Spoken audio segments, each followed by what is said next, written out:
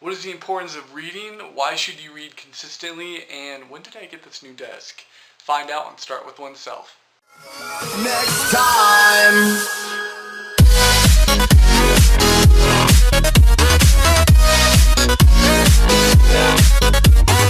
Alright, so I'm sure you've heard the importance of reading since you were little, but now you've grown up and you've been in and out of reading books, and I know that your probably parents have got you a book on your birthday or for Christmas, and it's still, in the corner on your bookshelf, just, staring at you.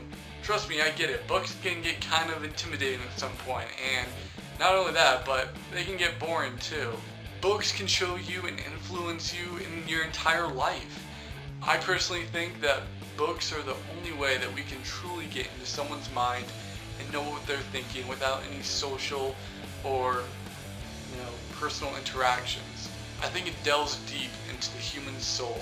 One thing I also believe is that I think schools destroy this creativity and imagination that actually comes from books. Cranking books in and out so quickly that you only have, months to even digest it? And even that, would you even want to remember it? School takes away this personal feeling to a book. It takes away something that we can actually connect with and internally feel grateful for reading. The hardest thing is about finding a book that you enjoy. So honestly, go out there and try and find something. It all depends on your hobbies. It all depends on what you're interested in and what you want out of life. If you want to be a great cook, of course, read cookbooks, but also find out what cooks did in the past or the history behind cooking. I think the best way to do about that is to get outside of yourself, get outside of your comfort zone, find an author, find a book or a series, something that internally you will relate to and that you'll just feel comfortable reading in the first place. Be a detective to find clues to a book that you think will open up your soul. So let's say you found the amazing book you've been looking for. How do you stay consistent with it? How do you keep disciplined to keep reading it? Lucky for you, I've got 3 tips to help you out. Tip number 1, highlighting. Highlighting is great. You can pretty much highlight anything that you want in a book. Anything important, anything that speaks to you, or just, a funny saying, or just something quirky. If you find something impactful, that is truly amazing. I think there's something very small in a book that will truly, really affect you greatly. And I think the best way to do that is to highlight it, to look through a book, line by line, and see what speaks out to you. Tip number 2. Forcing yourself to read.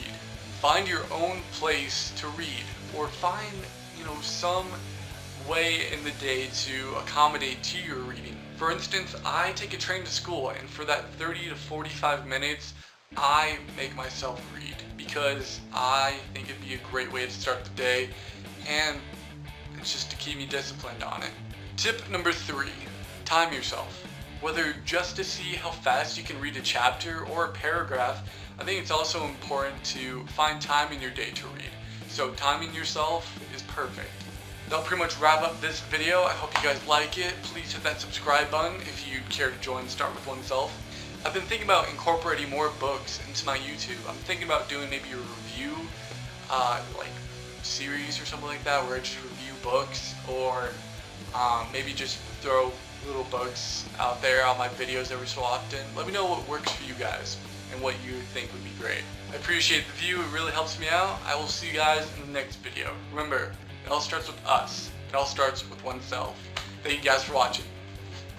But I feel like I need to sort of get it off my chest in some way, and I definitely learned a new perspective from it, and I wanted to tell you guys about it. Something happened last week, of which greatly affected my life, and I didn't know how to deal with it very much.